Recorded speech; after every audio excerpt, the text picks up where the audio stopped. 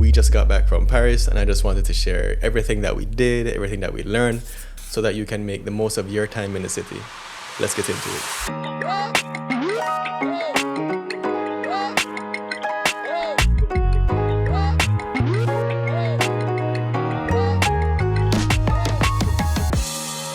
Okay, Paris is divided into 20 districts called Arrondissements. Yeah, I think I got it. Each with their own unique character and history. They're arranged in a spiral formation starting from the center of the city. The arrondissements are like pieces of a puzzle, that fit together to form the heart and soul of Paris. Flight crew, please prepare for landing.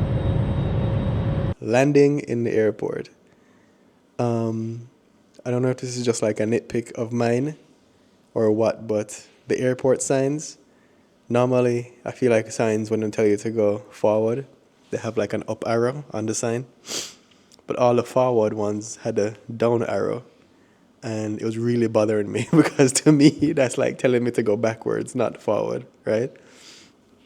And maybe just like the graphic designer brain in me, but I was really thrown off. I was like thrown off by it.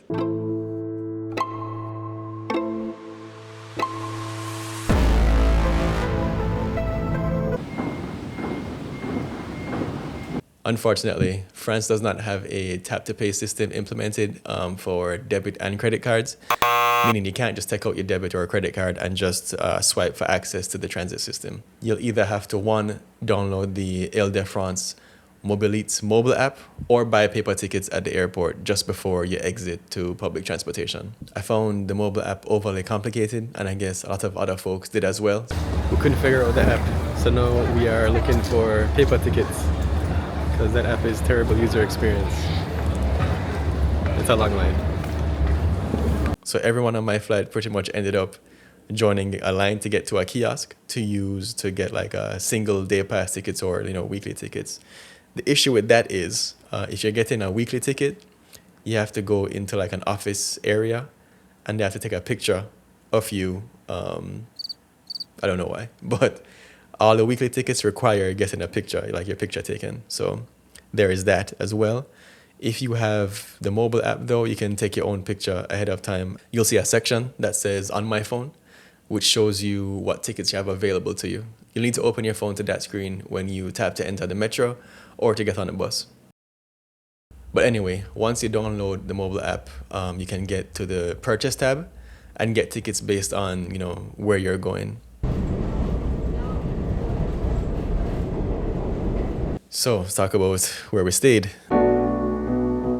Parisian hotels are notorious for being small. The average hotel room size in Paris is 172 square feet. We are in a cool Airbnb though, that's cool. I think it's owned by an artist. She was an artist and director, photographer. So in the back is like almost like a photo studio that they converted into an Airbnb. So it's pretty cool. Downstairs is all photo studio vibe. There's an upstairs, that's where like the bedroom, and there's like an extra bed up there. Pretty cool. Happy with it so far. Opted for an Airbnb because I heard all the hotels in Paris are really, really, really tiny. So, for a similar amount of money, you get like a whole apartment kind of thing. So, but it is very like young here. Lots of restaurants, cool vibe. The area is cool for what it is. There's like a canal right outside, which is pretty scenic. You get more of a vibe of how people, like locals, live, So that's also a benefit, I think.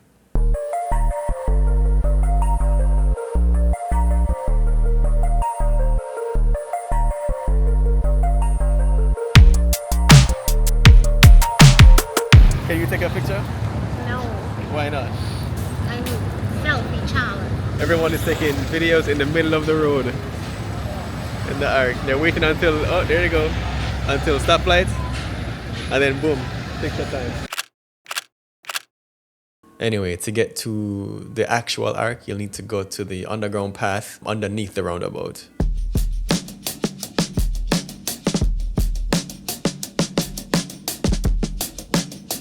As you're making your way up the steps to the arc, to get to the top. A lot of steps coming up there. Aren't they? It's a lot of steps, and it's like a winding staircase. Some people got dizzy doing it. Some people had to take breaks like mid staircase. We got like a little tired as well. All that aside, once you are at the top, you get these incredible views, right? You get a 360-degree view of Paris, and it's super interesting to look at because you are like at the center of the roundabout. Great views, incredible. Definitely recommend doing that. One thing the French are very well known for are their breads and pastries. Do not be alarmed at this next part because it shocked me. But all the best, freshest, authentic bakeries have wasps flying around them. Yeah, wasps. I wasn't prepared for it. I didn't know it was a thing. I thought they were bees. But I asked somebody and they're like, oh yeah, they're wasps. Okay. But yeah, the wasps are literally flying around, hanging out on the croissants, jamming with the pastries, chilling. I just wasn't prepared, but you should be. But just know they said it's a sign of freshness, and all the best bakeries have that. What I noticed in France specifically was anytime I got steak, I don't know if I'm just not used to, the way the French cook, or that is how it's supposed to be cooked, but everywhere I got steak, it just seemed like I would ask for medium, and it felt to me more like mid-rare, kind of. So yeah, just keep it in mind. Seems like a thing. But La Marine, I can recommend definitely for the creme brulee. The burrata salad was really good, and they had a French toast dessert. If you have a sweet tooth, yeah, that's it. So I know that generally you don't want to go to restaurants in the general vicinity of the Eiffel Tower, as they are often tourist traps, I broke that rule though. I was hungry, all right? Anyway, I'm shouting out this restaurant because they have a squid black ink pasta risotto on the lunch menu, and it was delicious. Probably one of the best things I would say I ate in Paris, to be honest. If you want a huge, juicy, delicious burger, this is the place to go. Plus, it was my wife's birthday, and I had messaged in the reservation if you can sing to my wife happy birthday. They did a phenomenal job. The owners were very friendly and nice, explained everything on the menu. Really enjoyed it. Just had the best burger in Paris. Thank you very much. Hope to see you soon. Yes. Happy birthday. The only place I cannot recommend is a place called Chez Josephine Dumonet. I really wanted, the classic traditional French meal. And I heard this is like a French institution, this restaurant, right? Oh yeah, you have to go there. Anthony Bourdain was there on his no reservation show when that was around, still playing. I don't know what everyone was talking about. Aesthetically, the restaurant was not nice to just be in. It looks like they haven't dusted in a while. The duck confit was okay. The beef bourguignon's wine flavor was overpowering to me and my wife as well. And the souffle was basically soup. So I'd say just save the money on that place. Don't worry about it. Go somewhere else. There's a lot of other restaurants you can try. Generally, I never really want to negatively talk about a place, but just really, didn't enjoy it. Yo, nighttime now, We're recording all day. Nighttime now. Sheesh. All right. So for me, the best part of Paris was just sitting by the Seine River.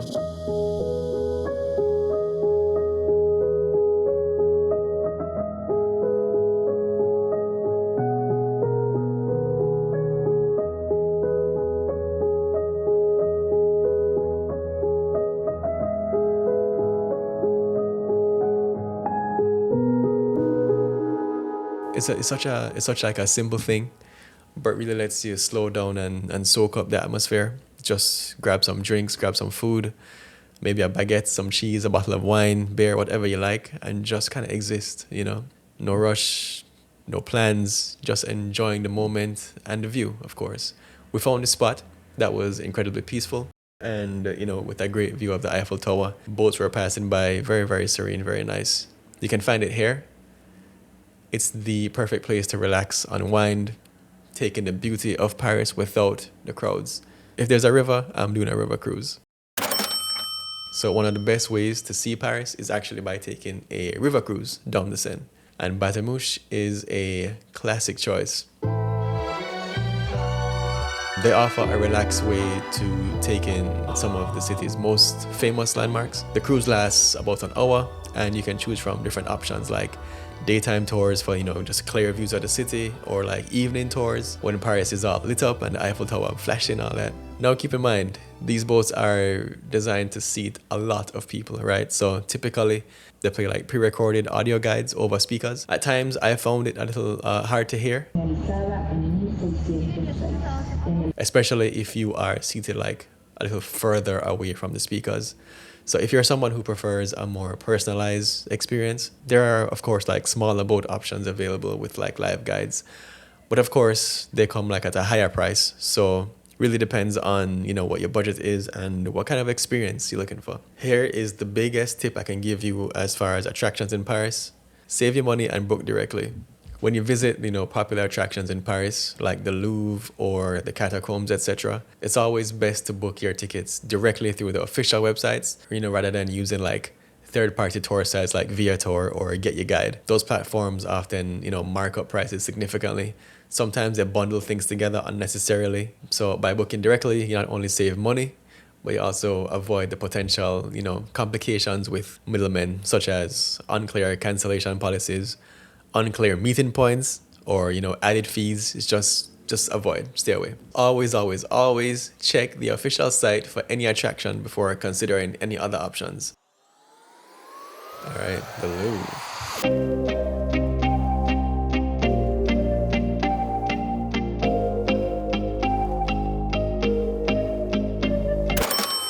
The Louvre can be incredibly crowded, especially in the middle of the day.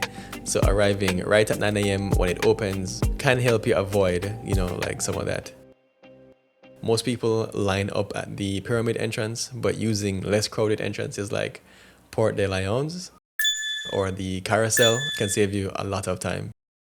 The Louvre is massive and it can be overwhelming if you try to see everything.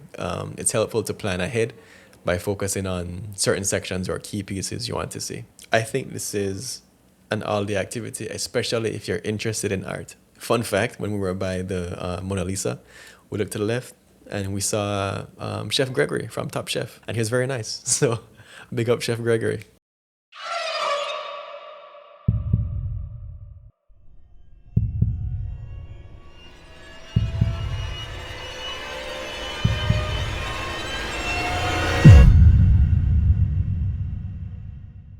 Haunting yet fascinating. It's like an underground maze that holds the remains of more than 6 million people, originally built to solve the problem of like overflowing cemeteries in the 18th century. The catacombs are of course very, very popular in Paris. So, booking the first or last time slot in the day can make it like a bit quieter or less crowded experience.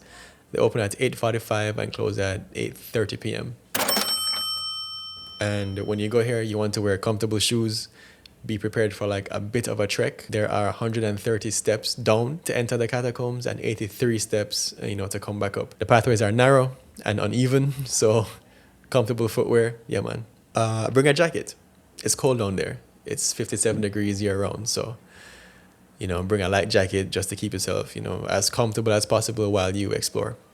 Luxembourg Gardens.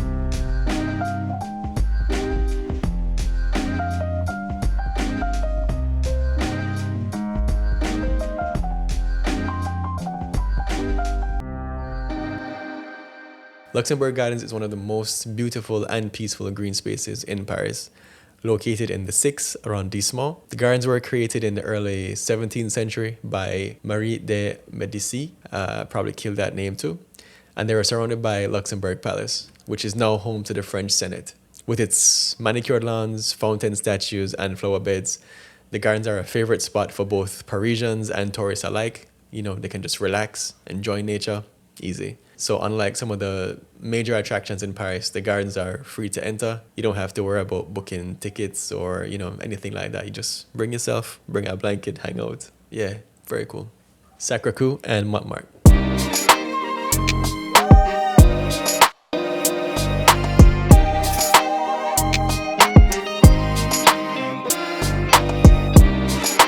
Sacré-Cœur sits atop of Montmartre. It's the highest natural point in Paris, with its beautiful white domes offering some of the best views of the city, built right after the Franco-Persian War. It's not just a church, it's a symbol of, Parisian history and resilience. To get up there though, you'd have to climb about 300 steps. It is no joke. I feel like John Wick.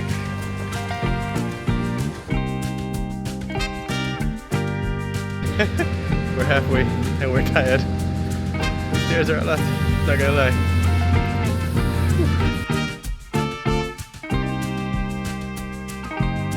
But don't worry, there's a tram, I think it's called the funicular. It takes a few minutes if you want to skip the climb.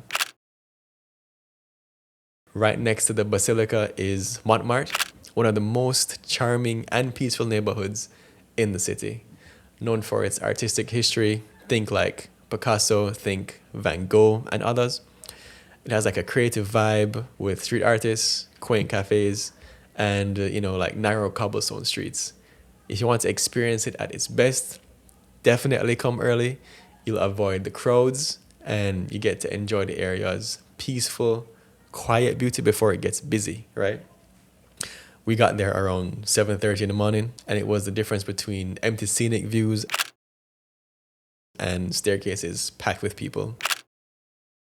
Montmartre is a must-see. Views are absolutely breathtaking and definitely recommend. I don't know how I'm going to edit this video yet, so you might see some things out of order. For example, it might be daytime when I actually put this together. So anyway, thank you for watching the video. So hopefully this video gave you guys some insight and tips that you can take with you when you go to Paris. If you found this video helpful, please like, subscribe, share. And as always, I'll catch you guys in the next one. Thank you.